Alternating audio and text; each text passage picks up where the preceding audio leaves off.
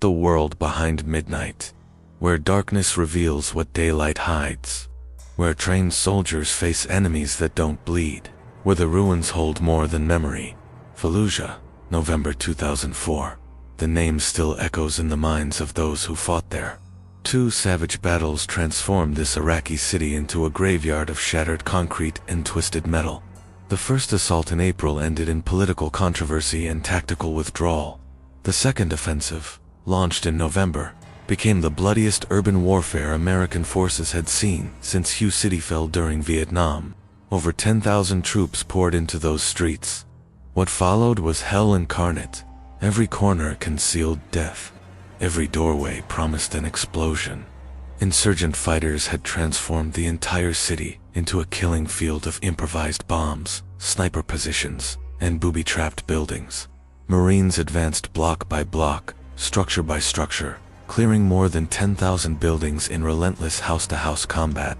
By the time silence finally settled over the ruins, 95 Americans lay dead and over 500 carried wounds home. Iraqi casualties numbered in the thousands.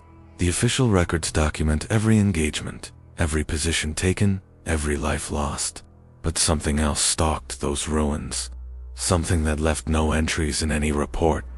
According to multiple combat veterans who survived the November offensive, the insurgents weren't the only predators hunting in Fallujah's darkness. In the years following the battle, accounts have emerged from Iraq veterans who encountered phenomena that had nothing to do with Al-Qaeda or militia fighters. Most refused to discuss it publicly. Some deny it entirely. Yet one particular account surfaces repeatedly, whispered among Marines who served during those nightmare weeks of November and December 2004. They called it the Shadow. November 10, 2004, Jolan District Sector, Western Fallujah, contact right.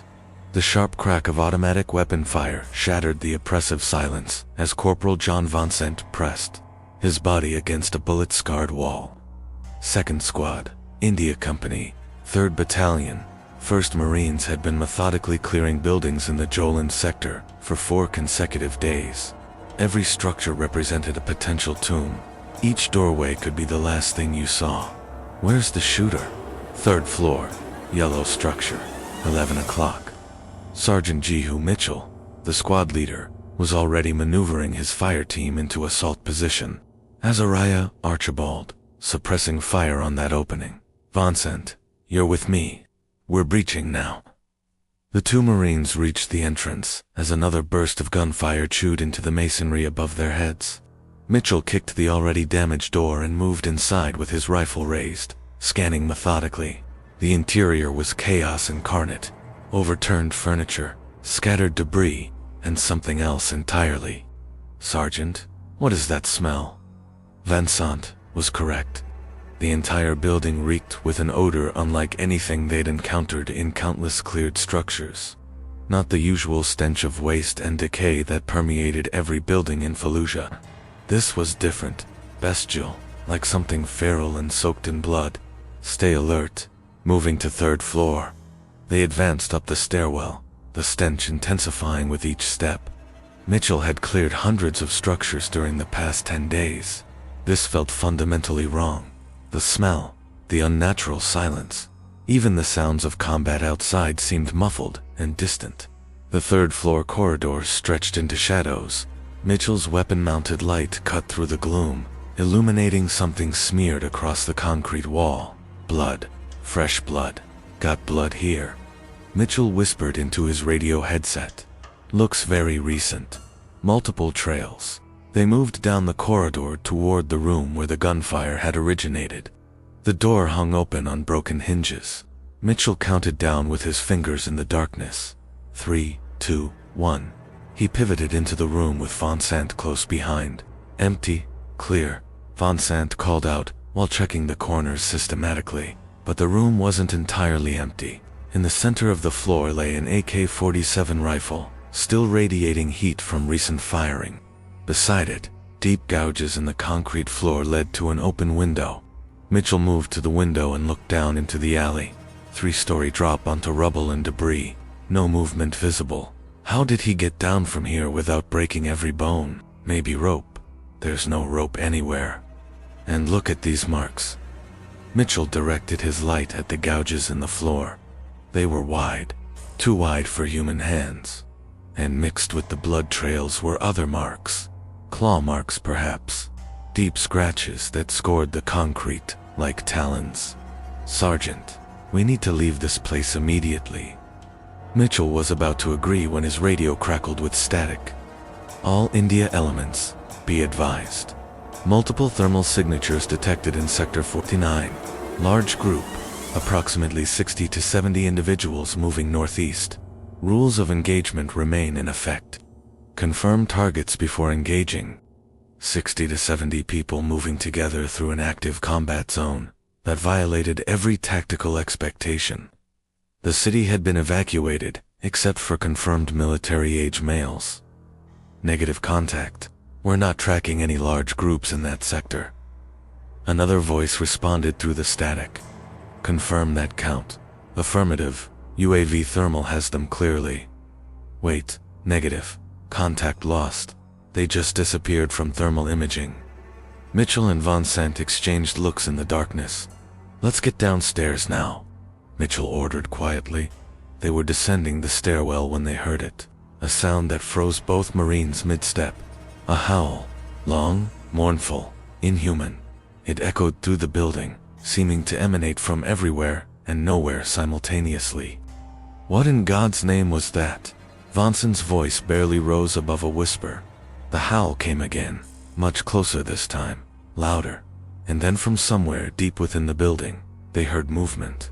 Heavy footfalls that didn't sound like boots on concrete. Move, move, move. They hit the ground floor at a dead run, bursting into the street where the rest of the squad maintained their positions. "Sergeant, what happened up there?" Azariah called out in alarm. Mitchell was about to respond when every light died. All of them. Every building on the entire block went dark simultaneously. The portable combat lights the Marines carried flickered and died.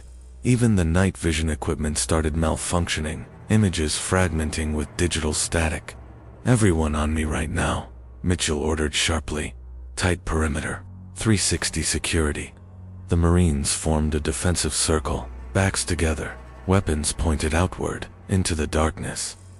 The street was utterly black, except for faint moonlight filtering through the smoke that hung perpetually over the devastated city. That's when they saw it. This account comes from multiple sources.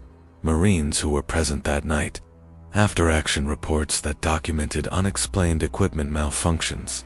Interviews conducted between 2018 and 2022 with veterans of the Fallujah campaign. What follows is a reconstruction based on those testimonies. Corporal John Vonson described what happened next during an interview he gave in 2019, 15 years after the battle had ended. The eyes appeared first. That's what remains clearest in my memory. Two glowing eyes approximately 4 feet above ground level, moving along the roofline about 50 meters distant. Initially I thought it might be a stray dog, reflecting our lights, but all our lights were completely dead. There was nothing to reflect. Then it moved, and I understood how massive it actually was. I've seen wolves before. My grandfather kept a wolf-dog hybrid on his property. This thing made that animal look like a puppy. It was enormous. Had to be at least 6 feet tall when it was on all fours. But here's what still destroys my ability to sleep. It wasn't on all fours. It was standing upright like a human being. The proportions were all wrong. The arms were grotesquely long, almost dragging along the rooftop surface. It was hunched forward, and it had the head of a massive dog with pointed ears standing erect. The aura this thing projected was like nothing any living person should ever experience. Terror beyond reason. Azariah saw it too.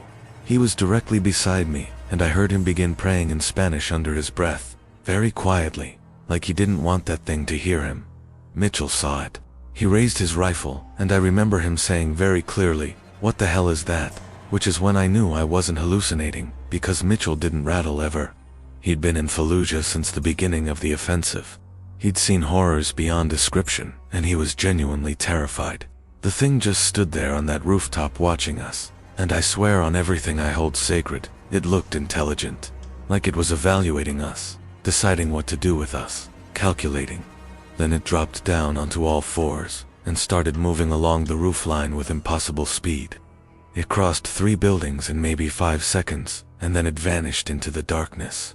The lights came back on about 30 seconds later, all at once, exactly as they'd gone out.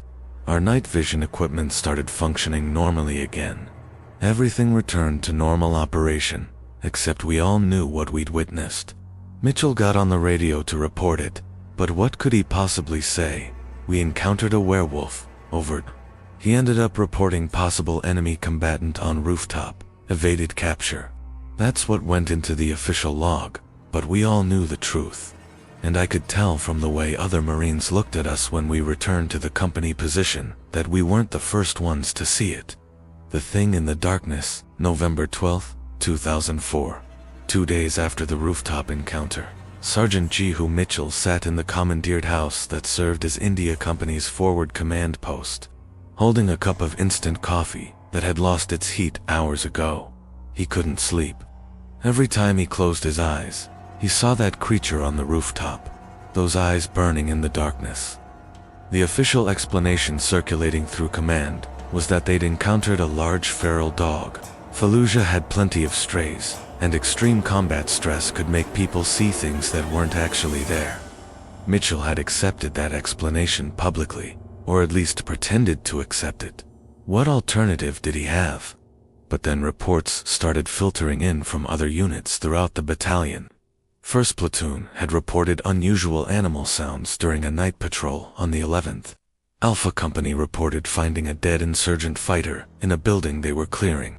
Not shot, not blown apart by explosives, torn apart. The corpse displayed claw marks that couldn't have come from any weapon Mitchell recognized in 20 years of military service. And then there was the incident with the sniper observation team. Corporal Boaz Semple and Lance Corporal William Hopkins had been positioned in a minaret overlooking Route 10, providing overwatch for convoys moving through the city. They had one of the best vantage points in the entire sector, could observe 4 blocks in every direction with excellent optics. On the night of November 11th, they reported movement on a rooftop approximately 300 meters from their elevated position. Semple's testimony, given in a phone interview conducted in 2020, was extraordinarily detailed. We'd been up in that minaret for about 6 hours. It was around 0200 hours, unusually quiet for once. No shooting, no explosions, just the wind and the normal sounds of rubble settling and shifting. That's when Hopkins tapped my shoulder and pointed toward the northeast. At first, I couldn't identify what he was indicating. Just another rooftop among hundreds. Appeared completely empty. Then something moved in the shadows. I got the spotting scope on it immediately. High-quality optics. Could see pretty clearly even in minimal light conditions. What I observed through that scope didn't make any rational sense whatsoever. There was a figure on that rooftop, man-shaped in the general sense. It was hunched over something on the rooftop surface. Took me several seconds to realize it was feeding on something, consuming it, tearing chunks away with its mouth, snout. I don't know what to call it. Hopkins wanted to engage immediately. We had positive identification on a military-age male in an active combat zone. That's well within our rules of engagement. But I told him to wait. Something wasn't right about this situation. The figure stood upright. When it did, I got an excellent look at it through the magnified optics. 7 feet tall, possibly more, covered in dark fur or matted hair. Arms that hung down past its knees like an ape, and when its head turned directly toward our position, I can't even describe the feeling that washed over me. Terror. Pure primordial terror. I could only think one word. Wolf. It had the face of a wolf, but it was standing on 2 legs like a man walking upright. I've been hunting since I was 8 years old. Grew up in Montana. I know what wolves look like. I know what dogs look like. I know what people look like. This was none of those things, and somehow all of those things simultaneously. Hopkins asked me if we should engage the target. I had my finger on the trigger. Perfect shot. I could have made a headshot from that range with absolute certainty, but I didn't pull the trigger. Why didn't I shoot? I don't know. Fear, maybe, or instinct screaming at me, that shooting that thing would be the worst mistake of my life, that it would come for us if we engaged it. It watched us for maybe 30 seconds through the darkness. Then it picked up whatever it had been consuming. Looked like it might have been a large dog, or possibly a human. I couldn't tell for certain. And it jumped off the rooftop. 3-story building. It jumped off that roof and landed in the street below. I heard the impact even from our position, 300 meters away. A heavy thud that echoed through the ruins, and then it ran. Not on all fours, like an animal. On 2 legs like a person running, but faster than any human being I've ever seen in my entire life. It covered an entire city block in seconds, and disappeared into the maze of destroyed buildings. Hopkins wanted to report what we'd seen. I told him absolutely not. I told him we'd observed a large dog on the rooftop. He didn't argue with me. We both understood that reporting what we actually witnessed would get us sent for psychiatric evaluation at best, or accused of fabricating reports at worst. But we both saw it clearly through magnified optics. And whatever that thing was, it was actively hunting in Fallujah. Hunting and feeding. November 14th, 2004. By the 3rd week of November, rumors were spreading through the Marine battalions like wildfire through dry grass. The Shadow, the Fallujah Beast, the Night Hunter. Different Marines used different names, but they were all describing the same entity. Command noticed. They had to notice. Too many Marines were reporting unusual incidents, and the persistent rumors were beginning to affect unit morale and combat effectiveness. When Marines who'd been fighting continuously for 2 weeks started getting nervous about conducting night operations. Officers paid very close attention. Captain Moses Liggett, India Company Commander, called a mandatory briefing on the evening of November 14th. Sergeant Mitchell attended, along with all other platoon sergeants and squad leaders from the company. Mitchell recalled the briefing clearly years later. The captain was visibly frustrated. He stood before us and stated there had been numerous reports of unusual sightings, and that these reports were negatively affecting unit cohesion and combat readiness. He didn't use the word werewolf or shadow or beast, but we all understood exactly what he was addressing. He explained that severe stress and prolonged sleep deprivation could cause vivid hallucinations, that the human brain sometimes fills perceptual gaps with images that aren't objectively there, that we were highly trained Marines and we needed to maintain focus on the mission, not on ghost stories and rumors.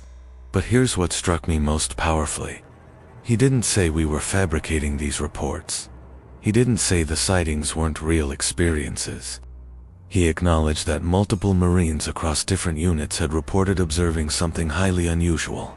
His exact words, which I'll never forget, were, "Whatever you believe you encountered, it's not the enemy. The enemy consists of the insurgents trying to kill you. Maintain focus on that threat," which communicated two things very clearly to me. First, Command knew there was something out there in those ruins. Second, they had no idea what to do about it any more than we did. After the briefing concluded, I approached the captain privately, asked him directly, "Sir, what exactly are we dealing with here?" He looked at me for a very long time, without speaking. Then he said something I'll never forget. "I don't know, Sergeant, but I know that whatever it is, it's killing insurgents more effectively than we are currently. So unless it starts killing Marines, we have significantly bigger problems to address." That's when I understood fully that Command wasn't going to take any action regarding this situation. We were completely on our own. November 16th, 2004. The encounter that would become the most detailed and documented account of the Fallujah Shadow occurred on the night of November 16th during a patrol conducted by 3rd Platoon, Lima Company, 3rd Battalion, 5th Marines. The patrol consisted of 13 Marines, led by 2nd Lieutenant Salmon Brown. Their assigned mission was to conduct a presence patrol through the industrial district on the eastern perimeter of the city, an area that had experienced sporadic fighting but was largely considered secured territory. Private First Class Miles Foster was the squad automatic weapon gunner for that patrol. His testimony, given in 2021, provides the most comprehensive first-hand account of what transpired that night. We stepped off around 2100 hours, standard patrol formation and procedures. Nothing unusual about the mission parameters. Hell, we'd conducted the identical route 3 times during the past week without any significant incidents. The industrial district was disturbing as hell, even during daylight hours. Lots of warehouses and abandoned factories, most of them heavily damaged by bombing and artillery. At night, it was significantly worse. No illumination anywhere, countless shadows, and far too many places for hostile forces to conceal themselves and prepare ambushes. We were approximately 1 hour into the patrol when our point man, Corporal Seth Montgomery, called a tactical halt. He'd heard something suspicious ahead. We all went silent immediately, took a knee, scanned our assigned sectors of fire. Initially, I didn't hear anything unusual. Then I detected it clearly, a sound like breathing, heavy breathing, panting, almost, coming from one of the warehouses approximately 30 meters to our right flank. Lieutenant Brown made the hand signal for possible enemy contact. We formed up in assault formation and moved toward the warehouse entrance. The breathing sounds grew progressively louder as we approached, and then the smell hit us like a physical wall. That smell. I will never forget that smell as long as I live. Like a wet dog that had been rolling in garbage and decay for days, mixed with a strong copper scent, blood. My brain kept screaming at me, wrong, wrong, wrong, everything is wrong here. The warehouse had a loading dock area with the bay door partially raised, just enough clearance for someone to slip through underneath, or something. The lieutenant sent Montgomery and another Marine to cover the back exit and prevent enemy escape. The rest of us stacked up on the loading dock in standard breaching formation. I was third in the stack, directly behind the lieutenant. We went in fast and smooth, and that's when everything went straight to hell. The interior of the warehouse was massive. Open floor plan, probably 50 by 100 feet of empty space. Our weapon-mounted lights swept across the interior and landed on the center of the floor. There were bodies lying there, 3 of them.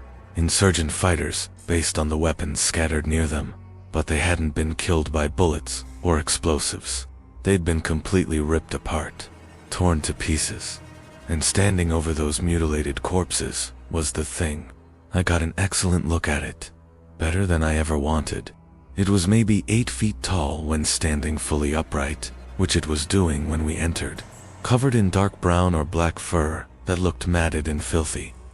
The arms were grotesquely long, like something between a human and a gorilla, heavily muscled. And at the end of those arms were massive paws with claws that had to be 4 or 5 inches long, curved like scythes. The head was wolf-like, but far larger than any natural wolf. The snout was elongated, and the mouth. When it opened its mouth, I could see teeth that had to be 3 or 4 inches long, fangs designed for tearing flesh. Its eyes glowed bright yellow in our weapon lights, like reflective animal eyes, but far more intense. For approximately 2 seconds, we all simply froze, us staring at it in complete disbelief. It staring back at us with what looked like intelligence and calculation. I remember thinking with absolute clarity, I'm going to die right here. This thing is going to kill every single one of us, and there's nothing we can do to stop it. Then Lieutenant Brown shouted, "Open fire," and everyone started shooting simultaneously. I opened up with a squad automatic weapon, full cyclic rate, rounds pouring into that thing, and this creature was fast, impossibly fast, but I know for certain I hit it. Multiple impacts. I saw the fur ripple where my rounds struck its body, but it didn't go down. It didn't even slow down. It roared.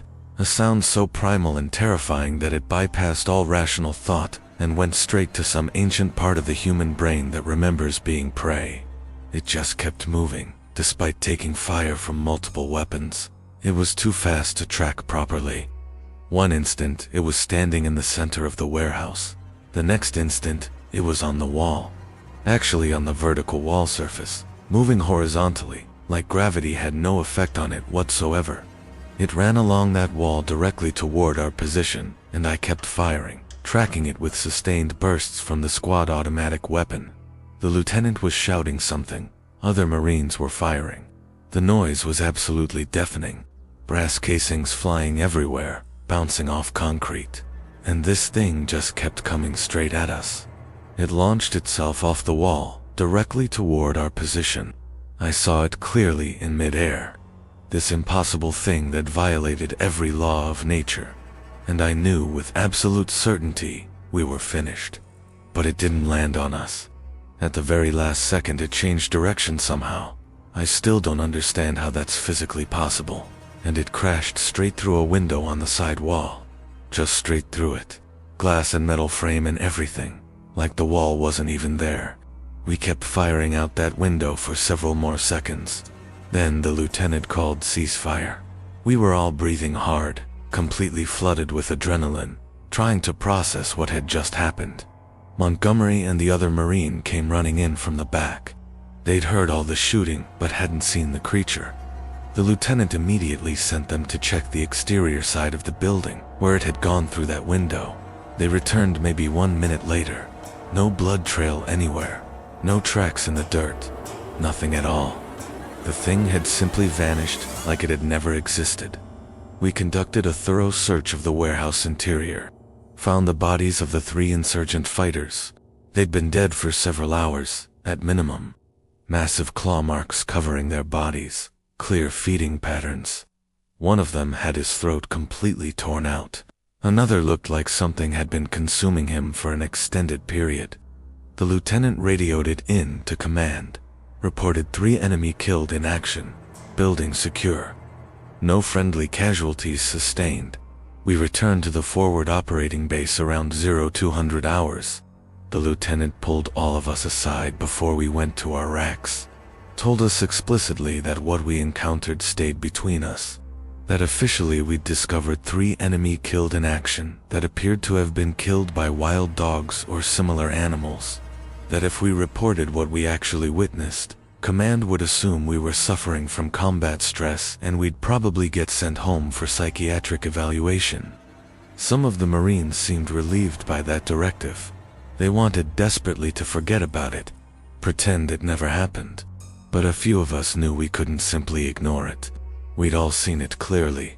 Multiple trained observers, under good lighting conditions. It was absolutely real. I asked the lieutenant directly, "Sir, what happens if that thing decides Marines are on the menu next?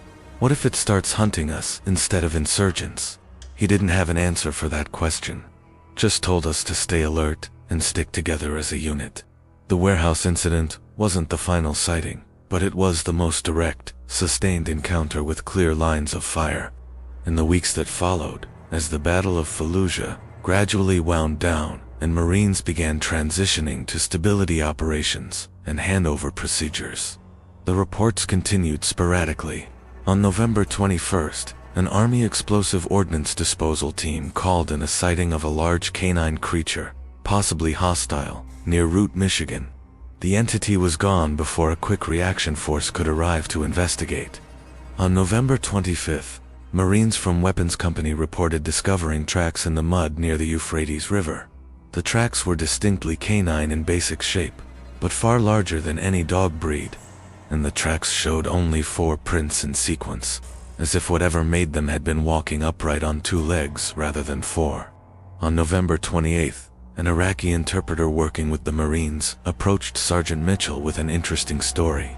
His grandfather, who had lived in Fallujah his entire life, spanning 7 decades, had warned the family about Al-Dahir, the Watcher. According to local legend, passed down through generations, the creature had haunted this region for centuries, appearing during times of great violence and mass bloodshed to feed on the dead and dying. The old man claimed the creature was a jinn, a supernatural being from Islamic tradition, cursed to walk the earth in the form of a beast as punishment for ancient sins. He said the Americans had awakened it with their bombs and their fighting and their mountains of corpses, and that it would not rest until the violence finally ended and the dead stopped accumulating. Mitchell didn't know what to make of the interpreter's story. Normally he would have dismissed it as superstition and folklore, but it aligned too closely with what they'd been experiencing to dismiss entirely. The dates matched, the behavior patterns matched, even the physical description matched what multiple Marines had reported. By mid-December 2004, as the Marines prepared to hand over security responsibilities to Iraqi forces and withdraw to outlying bases, the sightings decreased dramatically in frequency. The last confirmed report came on December 17th, when a patrol reported observing a large animal on the outskirts of the city near the desert. The creature watched them for several minutes from a distance before disappearing into the vast emptiness beyond the ruins. After that date, nothing. Silence. Command never issued any official statement regarding the sightings or incidents. The comprehensive after-action reports compiled after the battle make absolutely no mention of any creature or unusual encounters beyond conventional combat. Officially, the Battle of Fallujah was a purely conventional military operation against insurgent forces, victory achieved through superior firepower and training. But the Marines who were there know different. They know what they saw in those ruins, what hunted in the darkness while they fought and died. In the years since Fallujah, over 20 Marines have reported encounters with what they variously called the Shadow, the Beast, or the Night Hunter. Their stories are remarkably consistent in the details that actually matter. A large wolf-like creature that walked upright on two legs, displayed apparent intelligence and tactical awareness, and seemed to specifically hunt insurgents while avoiding direct confrontation with American forces. Some veterans have offered naturalistic explanations for what they experienced. Maybe it was an unusually large dog or wolf that had been driven mad by the constant fighting and explosions. Maybe it was some kind of genetic mutation or unknown species that had survived in the region for generations in isolation. Maybe the extreme stress and chronic sleep deprivation had caused a form of mass hallucination shared across multiple units. Others aren't convinced by any of those explanations. In 2019, a Marine who had deployed to Fallujah 3 separate times between 2004 and 2008 spoke about an interesting conversation.